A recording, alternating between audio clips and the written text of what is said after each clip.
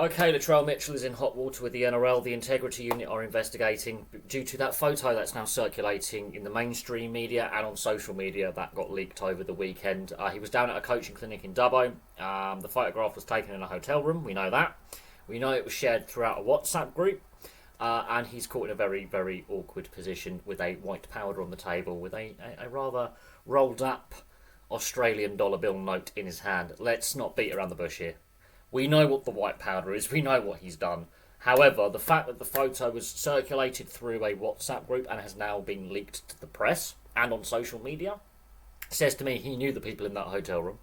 We've been here before in many sports. Evgeny Kuznetsov in the now of the KHL, formerly of the NHL, there was a very compromising photo of him in a hotel room with some suspicious white powder on the table, which we now know was cocaine because he did fail a drugs test.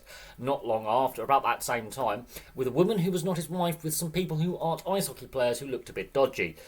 He ended up getting a 4-year international ban from international competition by the IIHF and WADA because he had a large amount of cocaine in his system during the World Championships. Back in 2019, he only got a 3-month ban from the NHL, which is basically pre-season and a couple of regular season games. In this case, Latrell Mitchell has got a lot of explaining to do, and the truth will come out.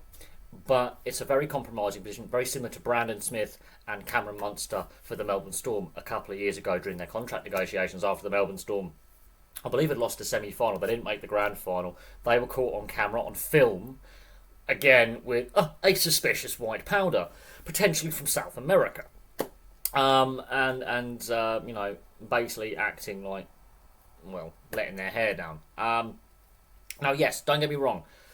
Sports stars, they are human beings. They have flaws, but drugs and alcohol is a massive issue within professional sport, including rugby league. But I would say this: if I was caught doing that at my regular day job, I lose my job. I'm sacked. I'm out the door. Done. Gross misconduct. Bye bye. Doesn't matter if I failed a drugs test or if I'm caught on camera, at a staff party or something. I'm out the door. I'm gone. So the NRL is going to be in a very awkward situation. Yes, look how they dealt with Valentine Holmes earlier this season. Massive fine for Valentine Holmes. Massive fine. And he was joking about. This is not joking about.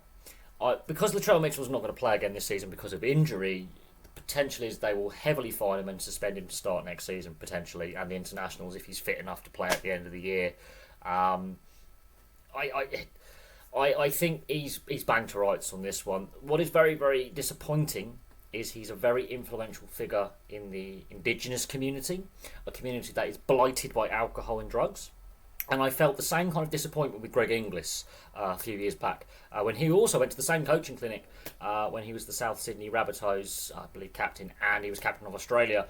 Took part in a coaching clinic in the same area in Dubbo, and he was well over the drink drive limit on the way home. Now, Greg Inglis does have his health issues that he was going undiagnosed with major mental health issues, and which he's been very public and open about. But again, it is very, very disappointing when you've got a high-profile player from a community that is ravaged by drink and drugs getting caught up in this kind of incident. It's very disappointing. Now, we'll see what happens with the integrity unit and what Latrell Mitchell has to say for himself. But there's a lot of questions about the other people in that room who leaked the photograph to social media and the press from the WhatsApp group, and why Latrell Mitchell got himself in such a compromising position. But we've seen this before, time and time again, with NRL players, but sports stars in general, having some colourful off-field antics. We've seen it in a variety of sports for 3 or 4 decades. We can go back all the way to George Best. And if you are a certain football fan of Reading, Robin Friday, well known for his drinking antics in the 70s and his drug and taking drugs. And there was one off-season, he spent 6 weeks in a hippie commune getting stoned and taking acid. This is not a new thing. We've seen it in the NHL. Evgeny Kuznetsov was caught in a very similar position. About the time he actually failed a drugs test for actually having cocaine in his system at the IIHF World Championships in 2019. A photo circulated of him in a similar position with a suspicious white powder on the table. A woman who wasn't his wife and a couple of other people who weren't NHL players or KHL players or hockey players in general. And there were suspicions about him. He ended up getting a suspension. He was banned from international competition for 4 years, from IIHF and Olympics. He got a couple of months and a couple of games in total from the NHL because the NHL is not signed up to the wider code. They have their own testing policy. But we've seen this in football. We've seen it in rugby. Well, Australians would call soccer, but we've seen it in European football. Adrian Mutu is a prime example I will use from my era, although obviously Maradona and Canigia, for example, with Argentina back in the day. Paul Gascoigne's another one from where I saw the end of his career in my lifetime. We've seen it in cricket.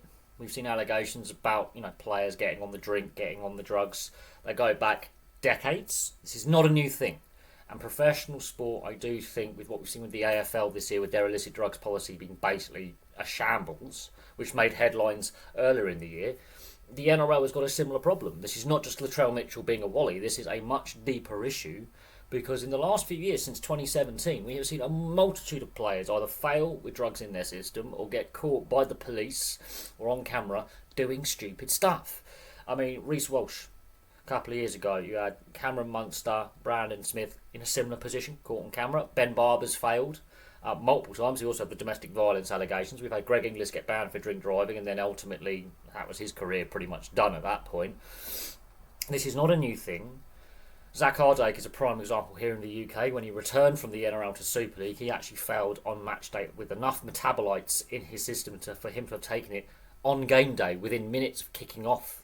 Within minutes of the game starting or at half time, he would have had to have taken the drugs. So this is a cultural issue within the sport. But what is most disappointing is Latrell Mitchell is a very proud Indigenous Australian, very proud Aboriginal Indigenous Australian, and his community is blighted by drink and drugs and the resulting violence and health issues. It is blighted, and with someone of his standing, that is really disappointing. Another thing that's disappointing is how bad South Sydney have been, how bad he's been all season when he is fit. He hasn't played well. There's been question marks over his fitness, his attitude, his commitment, the amount he's paid. There's been question marks about the culture at South Sydney and how some of these players seem to be a bit mollycoddled and protected and live in a bubble. But there's a lot of questions that the NRL needs to look at within itself because this is not isolated. Go back to 2017, Proctor, Bromwich, Kenny Dow within 5 hours of each other. Canberra and Sydney, getting caught by the police with drugs on their person. Reece Walsh a couple of years ago. This is not an isolated incident. We'll have to see what the integrity unit uncovers. We have to see if Latrell Mitchell comes clean and holds his hands up, because if he tries to brush this off, he's in trouble. He is in trouble. He needs to put it in the police saying, I've done this, I've been a wally, because this is so damaging for the sport and damaging for South Sydney and damaging for the community. Just the sport, the various communities the sport represents, not just in Australia but around the world. This is a bad look. A bad look. But there we go. Thank you very much for watching. Place your thoughts on the situation and other situations that I've mentioned in not just the NRL but other sports and other leagues, because this is an ongoing issue that professional sport, I don't think, is getting a grip upon very well. And look, we've got all the education programs out there, but I do start wondering, is the deterrent method of lengthy suspensions, fines and bans really working? Is the educational side of things really working? And are these young men, and in some cases young women, actually being, brought up with the right values when they start from a very young age getting into the system, into the sports system, being actually guided in the right way? Is there an issue also with coaches as well and club, at club hierarchy? Because we do know that board members and club administrators have been caught with drugs on them and other criminal activity as well over the years. I remember one of the Cronulla directors was caught in 2017 on the same weekend as Bromwich, Proctor and Kenny Dow. So there is a culture within sport that needs to change. For too long a blind eye has been turned, and then suddenly a high profile player gets caught out, in this case Latrell Mitchell. He won't be the last. But it's very damaging for the image of the NRL at a time when they're trying to grow the brand in North America with the Vegas games. It's very damaging for the Indigenous community in Australia, which has been ravaged by drink and drug problems and alcoholism and drug addiction, which ravages that community, amongst the other issues that community has. And for fans in general, it's very disappointing because a lot of young kids look up to this guy as their hero. They're the superstar. They want to be him one day. It's not a good look. But that's my views on things. Thank you very much for watching. I'll have some more content for you guys very, very soon.